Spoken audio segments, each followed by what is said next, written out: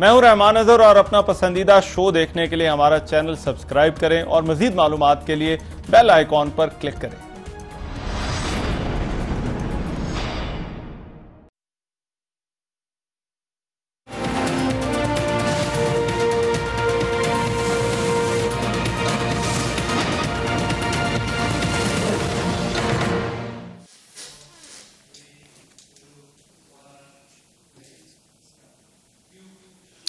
السلام علیکم، آپ کو آج کے سینٹر سٹیج میں خوش آمدید کہتے ہیں۔ آج کے سینٹر سٹیج میں ہماری ایک بڑی ہی خصوصی نشست ہے۔ پاکستان عوامی تحریک کے سربراہ اور چیئرمین تحریک منہاج القرآن جناب ڈاکٹر طاہر القادری صاحب آج ہمارے ساتھ موجود ہے۔ ڈاکٹر صاحب بہت شکریہ جی آپ کے وقت کا۔ شکریہ ڈاکٹر صاحب سے جو ہے وہ ہم مختلف دعوتی اور فکری موضوعات پہ بھی بات کریں گے، اور پھر میں کچھ بات جو ہے وہ سانحہ ماڈل ٹاؤن کے حوالے سے بھی کرنا چاہتا ہوں۔ ڈاکٹر صاحب آج کل سیاست سے تھوڑی سی آپ کی ذرا دوری ہے، کن معاملات نے آپ کو دور رکھا ہوا ہے؟ دیکھیے، میں اگر میری پچھلی سال ہا سال کی مصروفیات کا آپ جائزہ لیں تو میں ویسے بھی پولیٹیکل میٹرز کو اپنی زندگی کے کل وقت میں سے 5 to 10% ٹائم دیتا رہا۔ اچھا، میری ہمیشہ جو فوکس ہے وہ پاکستان اور پاکستان سے باہر پاکستانی نسلیں اور امت مسلمہ کی جو نسلیں ہیں ان کے دین کو، ایمان کو، ان کے فکر کو، ان کے عقیدہ کو، ان کے عمل اور کردار کو اور ان کے مستقبل کو، اور پھر پاکستانی اور اسلامی تہذیب اور ثقافت جو اگلی صدیوں میں نسلوں پر ہوگا، اس کو بچانے کی فکر میں ہمیشہ رہا ہوں۔ اچھا، تو میری جو تگ و دو ہے وہ ہمیشہ ملٹی ڈائمینشنل رہی ہے، جس میں میجر حصہ تحریک منہاج القرآن کے حوالے سے پاکستان کے اندر اور پاکستان سے باہر پوری دنیا کے کوئی 90 ممالک میں میری جو علمی، تعلیمی، فکری، تربیتی جو سرگرمیاں ہیں ان پہ کنسنٹریٹ کیا ہے۔ اس کے ساتھ بیشتر وقت تصنیف و تالیف پہ بسر ہوا ہے میرا، جس کے نتیجے میں اللہ رب العزت کی توفیق سے آج 551 کتب میری تصنیف شدہ وہ پبلش ہو چکی۔ یعنی یہ صرف لسٹ نہیں ہے، یہ اگر آپ کہیں بک سٹالز پہ جائیں تو 551 کتب اویلیبل ہیں۔ تو تصنیف و تعریف کے کام پر میں نے ہمیشہ بہت کنسنٹریٹ کیا ہے۔ میرا فوکس بیسیکلی ریفارمز پہ رہا ہے۔ اچھا، اب اس ریفارمز میں سوشل ریفارمز بھی ہیں، ایجوکیشنل ریفارمز بھی ہیں، یعنی تعلیمی اصلاحات بھی ہیں اور فکری اصلاحات بھی ہیں، اخلاقی اصلاح بھی ہے انسان کی اور سوسائٹی کی، اور دینی اور مذہبی فکر میں اصلاح بھی ہے، اور اسی کے ساتھ سیاسی اصلاحات بھی اس فوکس میں رہا ہے۔ آپ نے اتنا ایک بہت ٹائم بڑا میں نے اس اینگل سے دیا ہے ڈاکٹر صاحب پچھلے دنوں، اور وہ جس کا ابھی آپ نے ایوان اقبال میں جس حوالے سے آپ نے گفتگو بھی کی، وہ قرآنی انسائکلوپیڈیا کی تقریب رونمائی تھی۔ یہ ایک بہت بڑا پروجیکٹ تھا۔ اب مجھے ذرا اس کے بارے میں بتائیے گا کہ یہ پروجیکٹ جو تھا وہ کیا تھا، کب سے کام ہو رہا تھا، اور کن موضوعات کا اس کے اندر جو ہے وہ احاطہ کیا گیا ہے؟ دیکھیے، یہ بڑا اہم سبجیکٹ ہے۔ قرآنک انسائکلوپیڈیا پہ کتنا وقت لگا میرا مکمل کرنے پر، اس وقت کو میں 2 حصوں میں تقسیم کرتا ہوں۔ اچھا، ایک وقت وہ ہوتا ہے جو ڈائریکٹ انگیجمنٹ کا ہوتا ہے، جس میں آدمی کسی ایک کتاب کی تصنیف و تالیف میں براہ راست انوالو ہو جاتا ہے۔ وہ اس کا تکمیلی مرحلہ ہوتا ہے جب آپ اسے آلموسٹ کمپلیٹ کرنے کی طرف آتے ہیں۔ ایک اس کے اندر انوالومنٹ ایسی ہوتی ہے جو لائف لانگ ہوتی ہے۔ مثلا میں نے تصنیف و تالیف کا کام، بلکہ اس سے پہلے علمی کام میں کہوں گا، میں نے اپنی لائف میں 1971 سے شروع کر دیا تھا۔ 1970 تک میں نے دینی علوم کو مکمل پڑھ لیا تھا، جس کو درس نظامی کہتے ہیں، دورہ حدیث کہتے ہیں، اور جتنے عربی اور دینی اور شرعی علوم ہیں وہ جو مدارس میں، جامعات میں، انسٹیٹیوشنز میں ایک تعلیم کا ایک نظام ہے کلاسیکل، وہ میں نے 1970 میں کمپلیٹ کر لی تھی. اچھا. اس کے بعد میں ماسٹرز میں آیا ہوں پنجاب یونیورسٹی میں، پھر میں نے لاء کیا ہے. مگر اسی زمانے میں جب میں ماسٹرز اور لاء کر رہا تھا تو میں نے 1971 سے اپنی ریسرچ ورک شروع کر دیا تھا. اچھا. یہ جو قرآنک انسائکلوپیڈیا آیا ہے، آپ حیران ہوں گے، اور بالکل ایک نئی بات بتا رہا ہوں جو اتفاق سے کسی ٹی وی پروگرام میں کہنے کا موقع نہیں ملا پہلے. اچھا. وہ کیا؟ میں نے 1970s کا جو زمانہ ہے، 7-8 سال میں نے پورے قرآن مجید کا ایک مطالعہ کیا تھا، اور اس مطالعہ کا عنوان رکھا تھا منتخبات القرآن. یعنی سلیکٹڈ سٹڈیز آف قرآن. اس میں الحمد سے والناس تک پورے 30 پاروں کا مطالعہ 7-8 سال میں نے کمپلیٹ کیا. اچھا. اور اس کا سبجیکٹ تھا human society, human personality, human morals. یعنی قرآن مجید کا مطالعہ کیا میں نے انسان کے نقطہ نظر سے کہ انسان کی اصلاح کے لیے قرآن کیا کیا تعلیم دیتا. اچھا. انسان کی فکری اصلاح، انسان کی اعتقادی اصلاح، انسان کا ٹوٹا ہوا تعلق اللہ سے کیسے دوبارہ قائم ہو، انسان کا ٹوٹا ہوا تعلق اپنے نبی اور رسول کی بارگاہ سے کیسے قائم ہو، قرآن سے انسان کا تعلق کیسے قائم ہو، انسان ایک اچھا انسان کیسے بنے، انسان کے ساتھ اپنا رشتہ کس طرح استوار کرے. اچھا. کمزوروں کے ساتھ کیسے کرے، دشمنوں کے ساتھ کیسے کرے، دوستوں کے ساتھ کیسے کرے، اعزاء اقارب کے ساتھ کیسے تمام کرے. موضوعات یہ سوسائٹی ہے. یہ میں نے 8 سال تک قرآن مجید کی سٹڈی کی تھی، اس کے سیاسی تناظر میں، اس کے معاشی اور اقتصادی تناظر میں، سماجیات کے تناظر میں، اقتصادیات اور تہذیبیات کے تناظر میں. تو وہ آپ یوں سمجھیں کہ قرآنی مطالعہ کی میری وہ بگننگ تھی جو 70s کے 8 سال میں نے اس پر کنسنٹریٹ کیا. میرا طالب علمی کا زمانہ تھا. اس وقت سے آنورڈ یہ عمل میرا قرآن مجید کے مطالعہ اور تحقیق کا جاری رہا.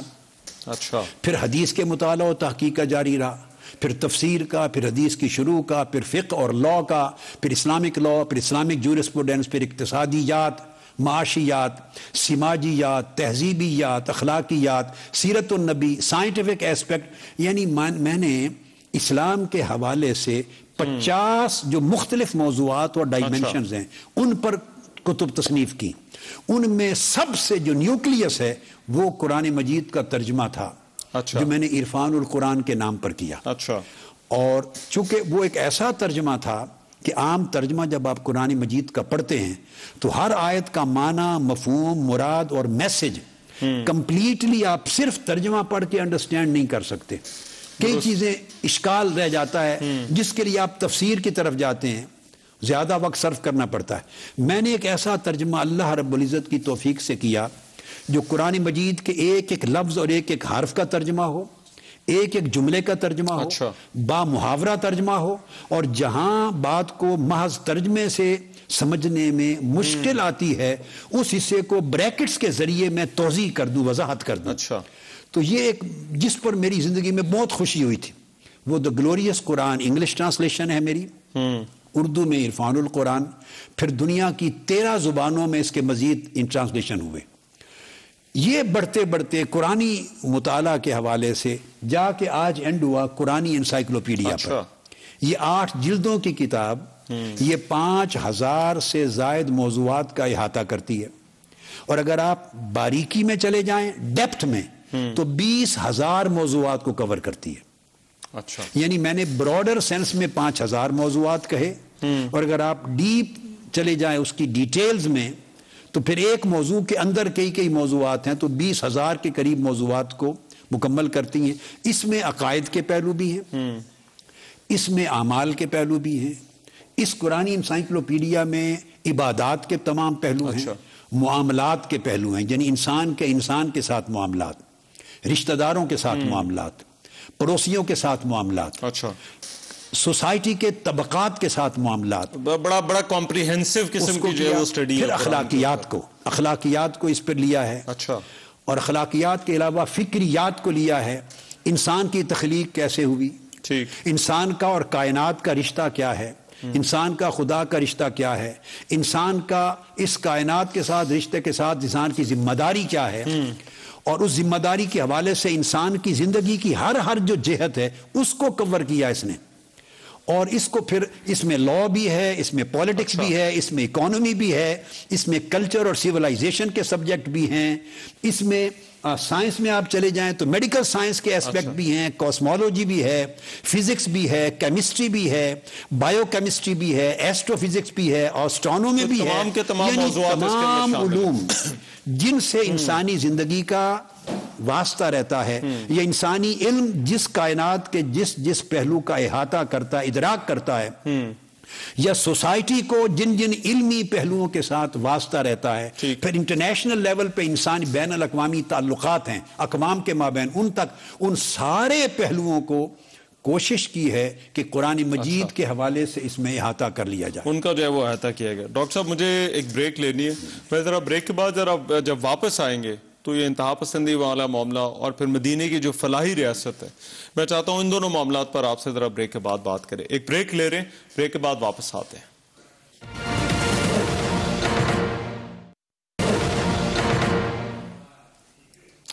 بریک کے بعد پروگرام میں ایک مرتبہ پھر سے خوش آمدید۔ آج کے پروگرام میں ہماری خصوصی نشست ہے، ڈاکٹر طاہر القادری ہمارے ساتھ موجود ہیں۔ ڈاکٹر صاحب بریک پر جانے سے پہلے میں نے کیونکہ ذکر کر دیا اس موضوع کا جو انتہا پسندی والا ہے، مگر آپ کچھ اور بات بھی کرنا چاہتے ہیں وہ بھی آپ کیجئے، مگر میں انتہا پسندی کے حوالے سے آپ سے ذرا میں سوال کر لیتا ہوں ساتھ ہی۔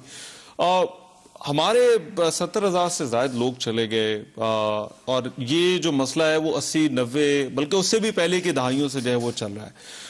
انتہا پسندی کسی نہ کسی صورت میں کہیں نہ کہیں کسی نہ کسی طبقے کے ساتھ جڑ کر واپس آ جاتی ہے۔ کیا وجہ ہے کہ ہمارے علماء اور ریاست جو ہے وہ اس کے لیے اپنا کردار ادا نہیں کر رہے؟ یہ بڑا اہم سوال ہے۔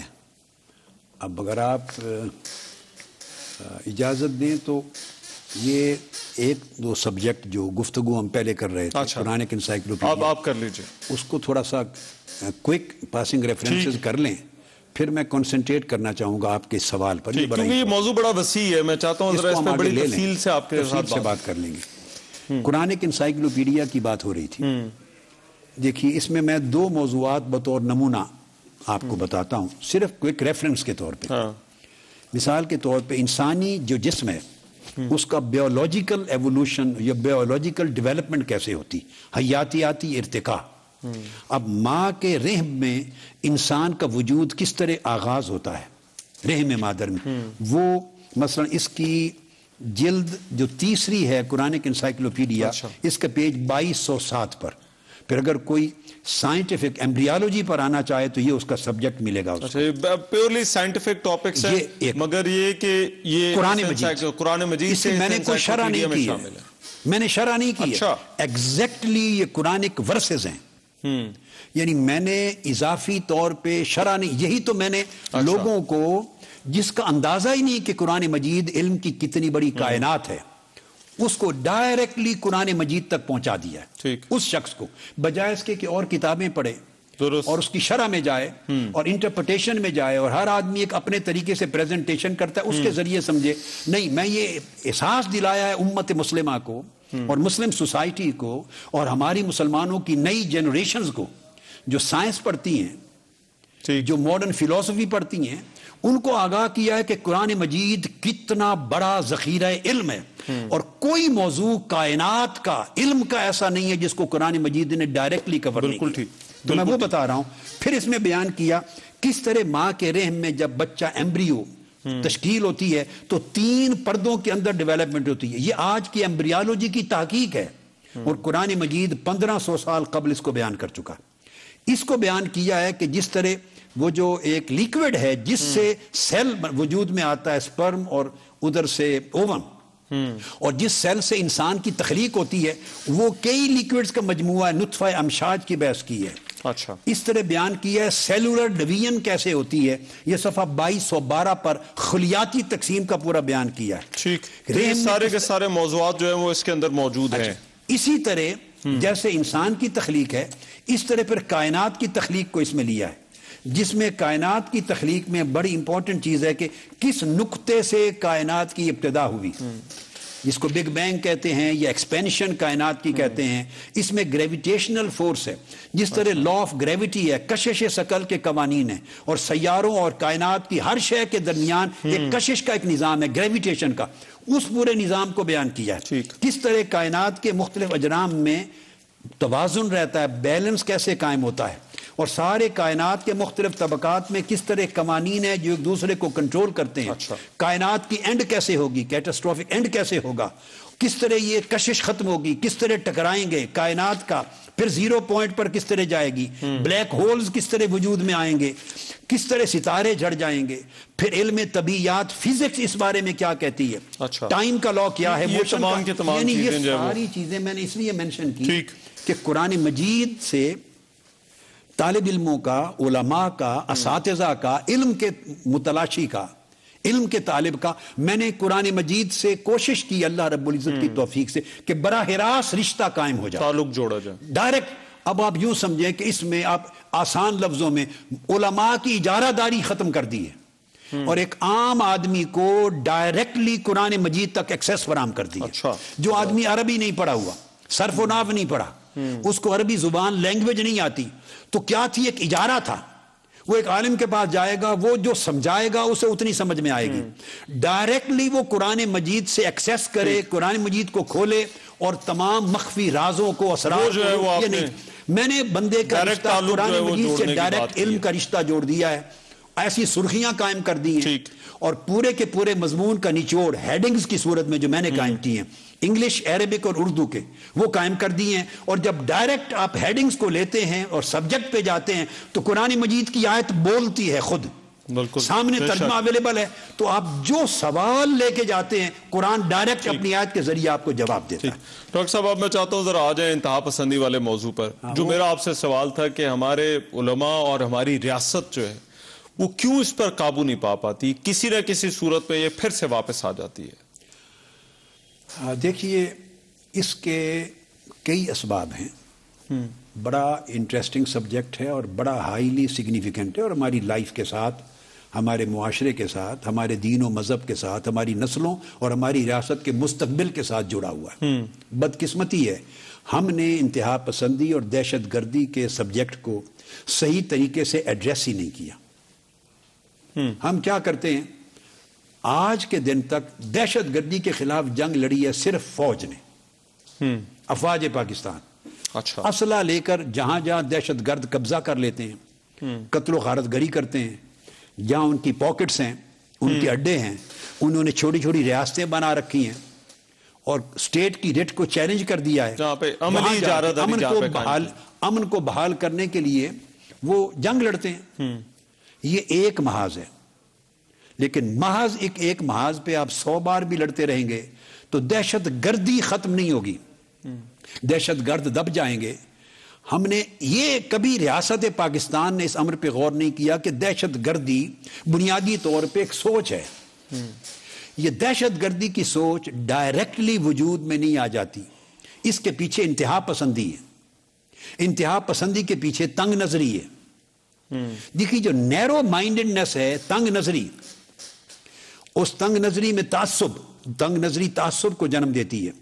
وہ تعصب مذہبی میدان میں بھی ہے، وہ تعصب ہماری سوسائٹی میں سیاسی میدان میں بھی ہے، وہ تعصب لسانی زبان کے حوالے سے بھی ہے، وہ جغرافیائی اور علاقائی تعصبات بھی ہیں، وہ قبائلی تعصبات بھی ہیں، اور سب سے بڑھ کر پھر معاشی ناہمواری جو ہے سوسائٹی کی، جس میں روزگار نہیں ملتا، غربت ہے، افلاس ہے، تعصب کہیں نہ کہیں پیچھے وجہ ہے، اس سے فرسٹریشن جنم لیتی ہے، اور فرسٹریشن جرائم کو جنم لیتی ہے. جرائم اور دہشت گردی ان کا آپس میں گٹھ جوڑ ہو جاتا ہے.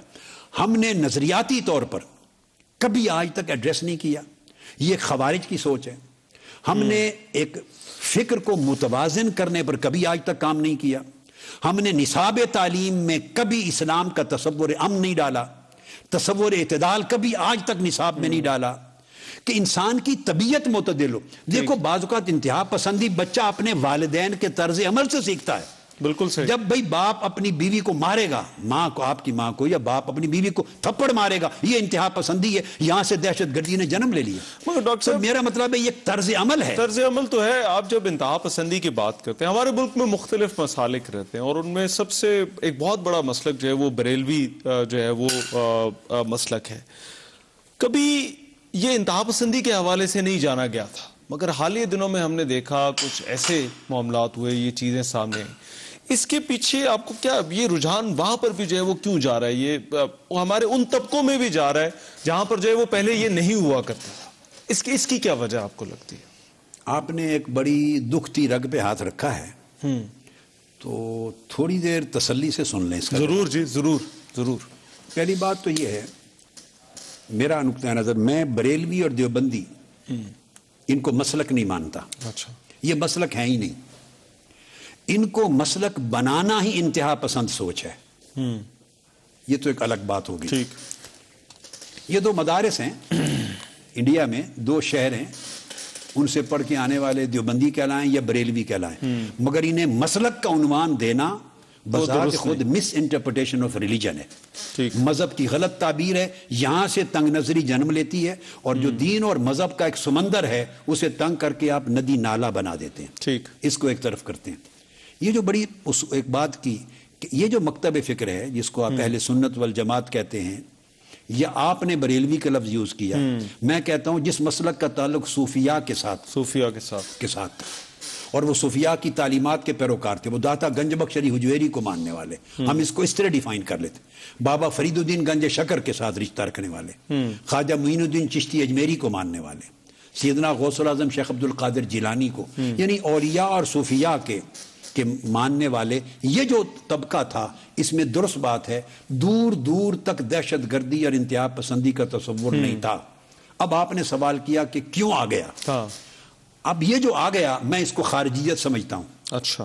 خارجیت ہے، خواہ وہ دیکھیے بریلویوں میں داخل ہو جائے، خواہ وہ دیوبندیوں میں داخل ہو جائے، خواہ وہ اہل حدیثوں میں داخل ہو جائے، خواہ وہ شیعوں میں داخل ہو جائے، کسی طبقے میں داخل ہو جائے. خارجی ایک فکر ہے، بندوق اٹھانا اور اپنا نظریہ بندوق کے زور سے منوانا، انکار کرنے والے کو کافر سمجھنا، گردن زدنی سمجھنا، واجب القتل سمجھنا، اس کو مرتد ڈکلیئر کر دینا، اسلام سے خارج کرنا، اسلام پر اپنا قبضہ اور اجارہ سمجھنا کہ جو میں کہتا ہوں وہی اسلام ہے، جو میری بات نہیں مانتا وہ کافر ہے. پھر اس نظریے کو مسلط کرنے کے لیے آپ پھر جبر اڈاپٹ کرتے ہیں، پہلے فتوے لگاتے ہیں، فتوے کے ذریعے ایک آپ سمجھیں ایک نظریاتی دہشت گردی پیدا کرتے ہیں، لوگوں کو تنگ نظر بناتے ہیں، برین واش کرتے ہیں، اور لوگوں کے اندر جو علمی، دینی، فکری وسعت تھی جو رسول پاک صلی اللہ علیہ وسلم نے عطا کی، جو اولیاء صوفیاء اور ائمہ مجتہدین نے، اولیاء صوفیاء نے دی، وسعت قلب، ہر ایک کے ساتھ عفو درگزر، ہر ایک کے ساتھ محبت، ہر ایک کے ساتھ پیار، برداشت، حلیم ہونا، علم، درگزر کرنا، محبت کرنا، نفرت سے دور ہونا. یہ جو ایک طرز عمل تھا، طرز فکر تھا، رویہ تھا، جو آقا علیہ السلام سے لے کر ہمارے اسلاف نے اور اولیاء اور صوفیاء نے خاص طور پہ پھیلایا. اور یہ وہ رویہ تھا کہ صوفیاء کی، صوفی اور ولی کی مجلس میں صرف مسلمان ہی نہیں، ہندو، سکھ اور غیر مسلم بھی اتنے کانفیڈنس اور اطمینان کے ساتھ بیٹھتا تھا جس طرح مسلمان. وہ نفرت سے نہیں دیکھتے تھے. اس خارجیت میں جو ہے وہ توڑ داخل آ گئے، توڑ پھوڑ کرنا، غیر مہذب ناشائستہ زبان کا استعمال کرنا، وہ ناشائستہ زبان کرنا، گالی گلوچ، فتویٰ بازی، تکفیر کرنا، کافر بنانا، پھر بندوق اٹھا لینا، پھر لوگوں کو اذیت دینا، یہ سب خارجیت ہے. اس کو خارجیت. اب یہ سمجھ لیں، یہ خارجیت پہلے اور مسلکوں میں داخل ہوئی، ان مسلکوں کا اپنا شعار خارجیت نہیں تھا، یہ باہر سے داخل کی گئی. اب یہ رہ گیا تھا، اس میں داخل کی گئی. اب آپ کے ذہن میں سوال آ سکتا ہے کہ الٹیمیٹلی ادھر کیسے آ گئی. یہ امپورٹنٹ چیز ہے، یہ بنیادی سوال ہی یہ تھا میں یہاں پر ہوا کیا ہے. ہوا کہ میں بتا دیتا ہوں، یہ ایک بین الاقوامی ایجنڈا ہے. اچھا. جی ہاں، میں آپ بتا دوں. اچھا. بالکل.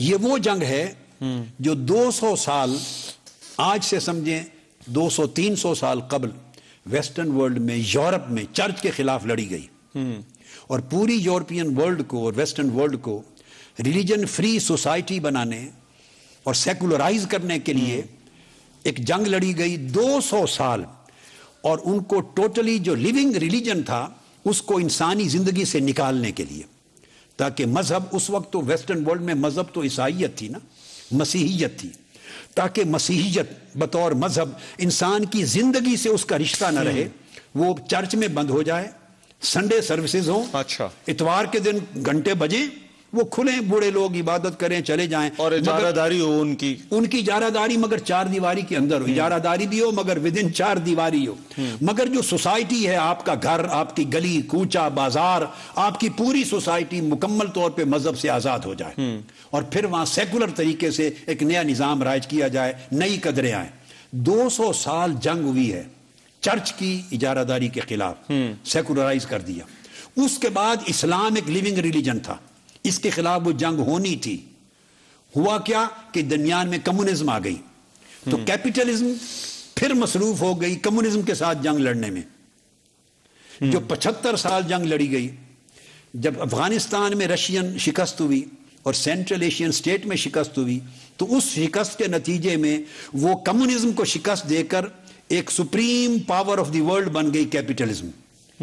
اب اس سے فارغ ہونے کے بعد ان کا وہ ٹارگٹ تھا، اب اسلام ایک living religion of the world ہے، یہ واحد دین ہے جو پوری دنیا کی جس جگہ چلے جائیں ایک لیونگ ریلیجن ہے، اس کا ایک کلچر ہے، اس کی ایک سیولائزیشن ہے، اس کی مورل ویلیوز ہیں، یہ پریکٹس ہوتا ہے۔ تو آپ یہ کہہ رہے ہیں یہ سب ایک بین الاقوامی طور پر جو ہے وہ جڑا ہوا ہے۔ آگے جانا میرے پاس کیونکہ ڈاکٹر صاحب تھوڑا اس کو کنکلوڈ کر ہاں، میرا سوال اگر ساتھ آپ لے لیں کیونکہ مجھے وہ بریک کا بھی کہا جا رہا ہے، باقی موضوعات بھی اصل میں 2 رہتے ہیں نا، تو ان پہ بھی میں چاہتا ہوں بات ہو جائے۔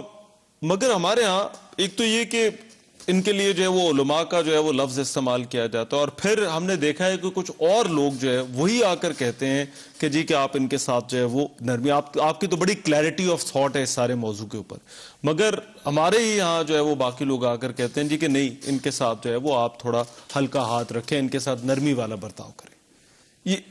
یہ کیوں ہے؟ میرے نزدیک میں آپ کے آخری جو سوال کا حصہ ہے وہاں سے بات، پہلے مجھے اجازت دیں میں وہ پہلا حصہ کمپلیٹ کر لیں تو آپ اس بات پہ آ جاتے ہیں، میں اس کو کنکلوڈ کرتا ہوں۔ تو اسلام ایک living religion of the world ہے، ایک زندہ دین ہے دنیا کا، اب اس کو اسی انجام تک پہنچانا ہے جس انجام تک مسیحیت کو پہنچایا گیا تھا۔ اس کو چرچ میں بند کیا تھا، اسلام کو مسجد میں بند کرنا ہے، اور سوسائٹی کو کلیتاً دین اسلام سے خالی کرنا ہے، آزاد کرنا ہے، سیکولرائز کرنا ہے۔ اس کے لیے ضرورت تھی کہ اسلام کا ایک ایسا نقشہ پیش کیا جائے جس کو دیکھ کر لوگ متنفر ہوں۔ تو اس لیے ویسٹرن ورلڈ میں، عرب دنیا میں بھی کچھ طبقے منتخب کیے گئے، ان کے ہاتھ میں ہتھیار تھمائے گئے، ان کے ہاتھوں سے گلے کٹوائے گئے، خون بہائے گئے، اور ایک ایسی بھیانک تصویر پیش کی گئی کہ سن کے انسان کانوں کو ہاتھ لگائے، کیا یہ اسلام ہے؟ حالانکہ اس کا اسلام سے دور کا واسطہ نہیں تھا۔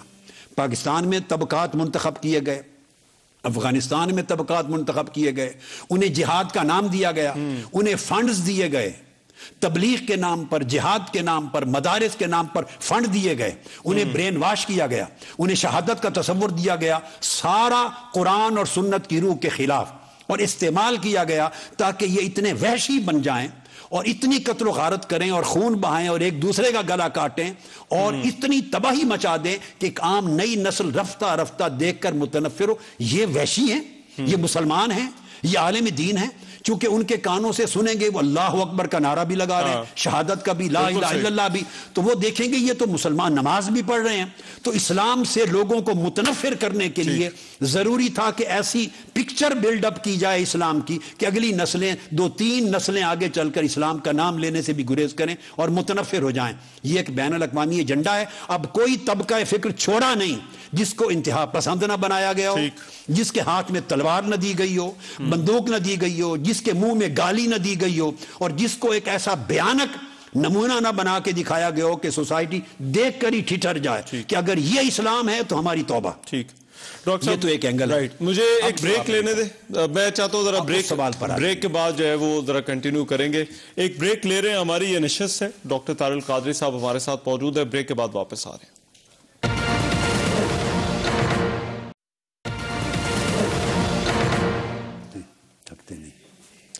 بریک کے بعد پروگرام میں ایک مرتبہ پھر سے خوش آمدید. ہماری آج کی نشست ہے پاکستان عوامی تحریک کے سربراہ جناب ڈاکٹر طاہر القادری صاحب ہمارے ساتھ موجود ہیں. ڈاکٹر صاحب گفتگو بڑی لمبی ہو جاتی ہے, میرا خیال ہے یہ موضوعات ایسے ہیں کہ جن پر جو ہے وہ میرا خیال ہے بات بہت زیادہ جو ہے وہ پھیل جاتی ہے, بٹ میں اپنے اگلے موضوعات کی طرف اب ذرا چلنا چاہوں گا کیونکہ یہ بھی بڑے ضروری ہیں.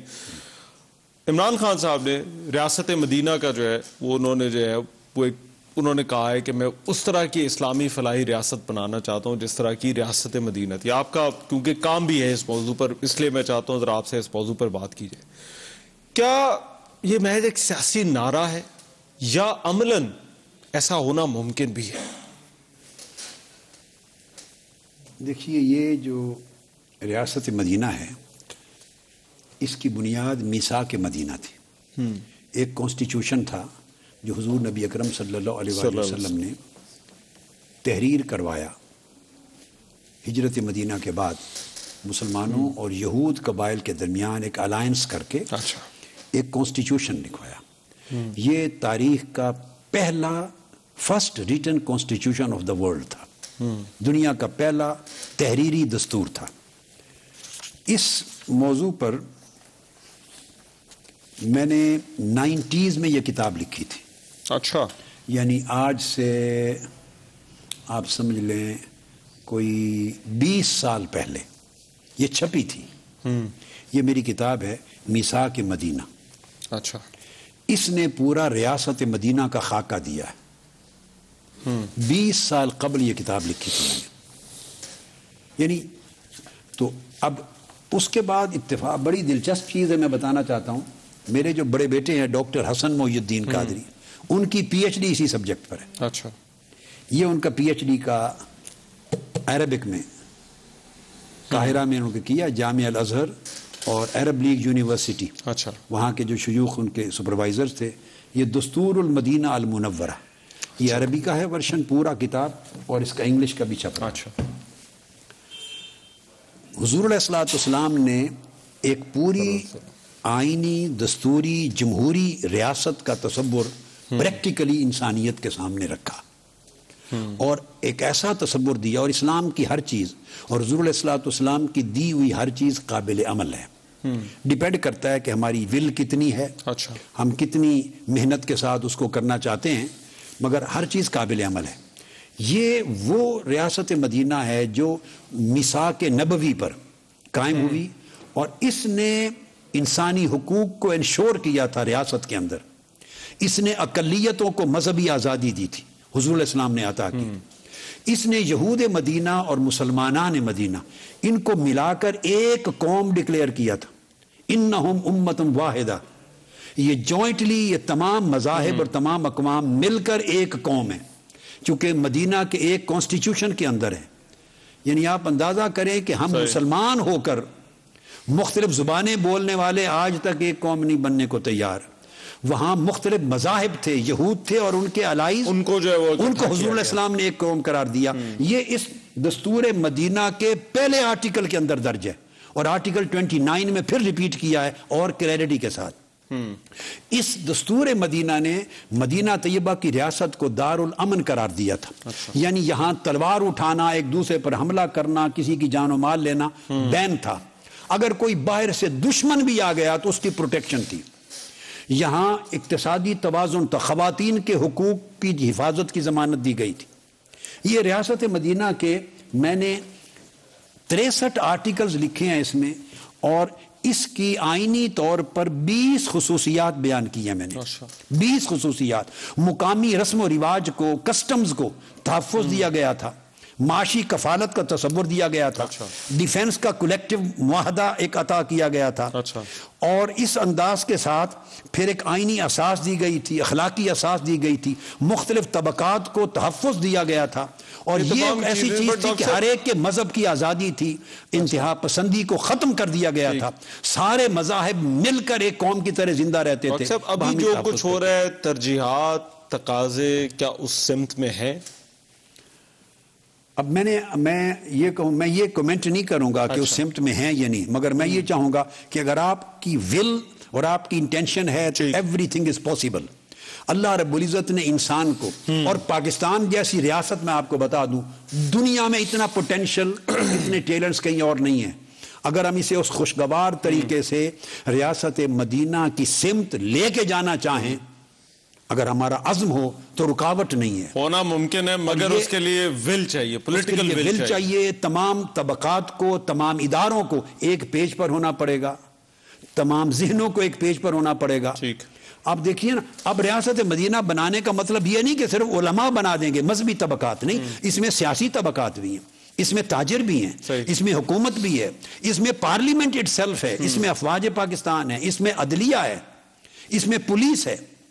اگر آپ فار ایگزامپل اگر پولیس جیسے میں نے آپ کو بتایا ایک طبقہ دوسرے طبقے کو قتل کر دیتا ہے, بیوروکریٹس ہیں, ریاست کے نام پہ دہشت گردی کرتے ہیں, جیسے آپ کے سامنے 17 جون کو 2014 میں ہوا, اور آج 4.5 سال گزرنے کے باوجود, آج 4.5 سال کے بعد پرسوں سپریم کورٹ نے جا کے دلائل دیے ہیں, اور سپریم کورٹ کے لارجر بینچ نے صرف JIT بنانے کا حکم دیا ہے.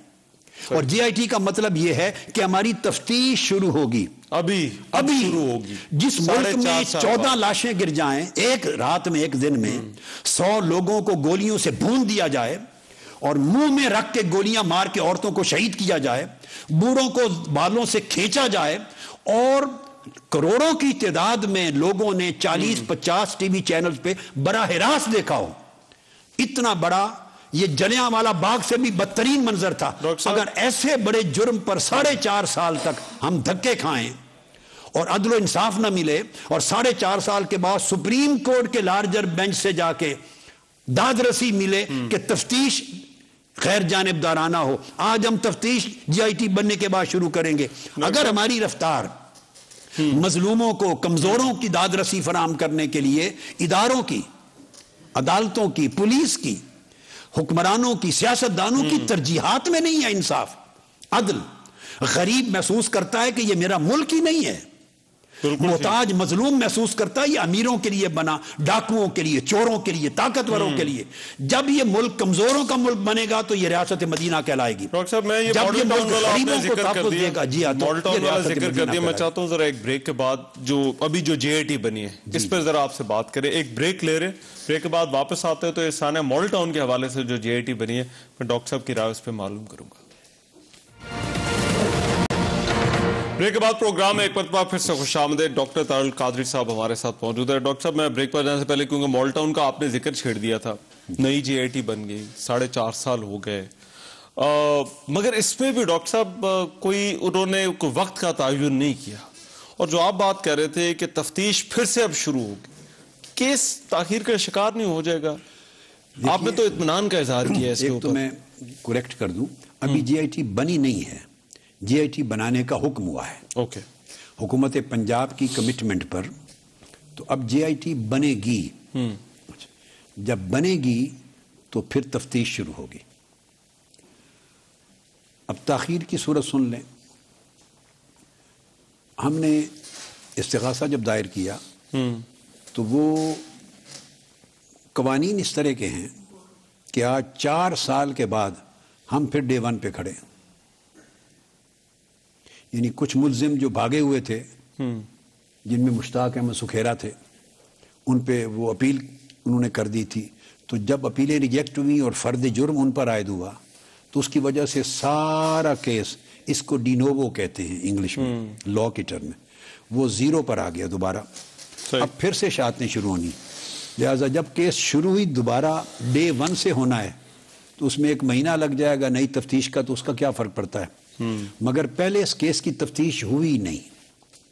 یعنی جو JIT پچھلی حکومت نے بنائی تھی اس میں تو ساتھ ہمارے اوپر 56 FIRیں قائم کر دی. 2 JITs اسی زمانے میں 56 FIRs قائم کر دی ہمارے اوپر, مقدمات, اور 8 سے 10 ہزار آدمی ہمارے اٹھا لیے جیلوں میں, اور لوگ گھروں میں نہیں سوتے تھے ڈر کے مارے, تو کوئی پیش ہی نہیں ہو سکتا تھا. پھر یہ حکمران جو اس وقت کے تھے وہ ہمارے ملزم تھے, ہماری نگاہ میں وہ ہمارے قاتل تھے ماڈل ٹاؤن کے, اور قاتل ہی اگر JIT بنائیں اور پولیس نے گولیاں چلائیں اور وہی پولیس کا IG JIT کو اوپر نگرانی کر رہا ہو, ہیڈ کر رہا ہو, نگرانی کر رہا ہو, تو ہم کون سی تفتیش کروائیں گے اس سے؟ لہذا تفتیش تو ہوئی نہیں تھی. اچھا. ہم اپیئر نہیں ہوئے تھے, ہمارے کسی ایک مضروب کا اس میں بیان نہیں تھا سرے سے, اور وہ یک طرفہ ورشن تھا. سپریم کورٹ آف پاکستان نے وہ بات سمجھ کے ریجیکٹ کر دیا اس پورے ان کے پروسیس کو. اس لیے میں نے کہا کہ انصاف کا دروازہ کھولا ہے سپریم کورٹ آف پاکستان نے. ٹھیک. اور انصاف کا دروازہ کیسے کھولا ہے کہ مقدمے کی ابتدا ہوتی ہے تفتیش سے. اب اگر جے آئی ٹی بنے گی اور غیر جانبدارانہ تفتیش ہوگی تو اس میں ہمارے بیانات ریکارڈ ہوں گے, مظلوموں کے, شہیدوں کے وارثوں کے, زخمیوں کے, عین چشمدید گواہوں کے. مگر یہ سب ابھی ہونا باقی ہے. ابھی تو ظاہری بات ہے ابھی ہونا, ابھی تو جے آئی ٹی, ابھی تو حکم ہوا ہے جے آئی ٹی بنانے کا. مگر آپ کی بات ہوئی عمران خان صاحب سے فون کے اوپر, اس سے پہلے جو ہے وہ انہوں نے ایک فیصلہ لیا تھا جب انہوں نے یہ کہا کہ ان تمام افسروں کو جو اس کیس میں نامزد تھا ان کو عہدوں سے ہٹا دیا جائے. وہ ہٹ نہیں سکے. آج آپ کی جہانگیر ترین صاحب سے میں وہ بتا رہا ہوں کہ وہ ہٹے نہیں. اچھا, وہ ہٹے نہیں ہیں, ایبسلیوٹلی نہیں ہٹے. اچھا. انہوں نے ایک دو بار کوشش کی مگر وہ عمل درآمد نہیں ہو سکا. تو میں پوچھنا یہ چاہ رہا تھا کہ یہ جو حکومتی اقدامات ہیں, کسی حد تک آپ کو اطمینان ہے کہ اب جب کہ نئے سرے سے تفتیش شروع ہوگی تو چیزیں جو ہیں وہ ٹھیک ڈگر پہ چلیں گی؟ جب میں امید کرتا ہوں کہ اگر غیر جانبدار افسر اس میں تعینات ہو گئے, اور ہم انشاءاللہ اس کی پوری کوشش کریں گے کہ ایماندار افسر ہوں, غیر جانبدار ہوں, کسی کے انفلوئنس میں نہ آئیں, اور وہ ایمانداری کے ساتھ اللہ کو جواب دہ ہو کر عدل اور انصاف کی فراہمی کے لیے صحیح تفتیش کریں. ٹھیک. اس میں وہ بھی پیش ہوں, نواز شریف صاحب پیش ہوں, شہباز شریف, جو اس قتل کے ملزمان ہیں جن پر ہمارا الزام ہے, وہ اپنا بیان آ کے ریکارڈ کروائیں, اپنی گواہی دیں, ہمارے لوگوں کا بیان ریکارڈ ہو, اور دیانتداری کے ساتھ, ایک غیر جانبداری کے ساتھ ایک چلان سبمٹ ہو, اس کے اوپر آگے کیس چلے گا. ٹھیک. تو کم سے کم اس کی ایک فاؤنڈیشن بن جائے گی. درست. اور پھر قانونی چارہ جوئی جو ہے اس کا ایک عمل اپنے آپ متعین ہو جاتا ہے. اور جس کیس کی تفتیش ہی نہ ہوئی ہو, تفتیش ہوتی ہے حقائق کا کھوج لگانے کے لیے, یہ تفتیش کی گئی تھی حقائق کو زیر زمین دفن کرنے کے لیے, دبانے کے لیے. یعنی نہ نواز شریف صاحب کو بلایا گیا, آج کے دن تک بیان ہی نہیں ریکارڈ کیا گیا کہ بھئی آپ نے میرا طیارہ کیوں ڈائیورٹ کروایا. 1.5 گھنٹہ تک طیارہ گھومتا رہا, کوئی موسمی خرابی تھی یا کوئی سیاسی خرابی؟ بہت سارے سوالات ہیں ڈاکٹر صاحب, بہت سارے سوالات ہیں. جو آپ نے آئی جی بلوچستان کو یہاں راتوں رات کیوں لگایا, ڈی سی او کو تبدیل کیوں کیا, آپ نے پبلک پروسیکیوٹر جنرل کو 10,000 روپے کی تنخواہ پر رشوت دے کے متعین کیا, قانون میں ترمیم کی, اور مقدمے پر اثر انداز ہونے کے لیے آج تک ان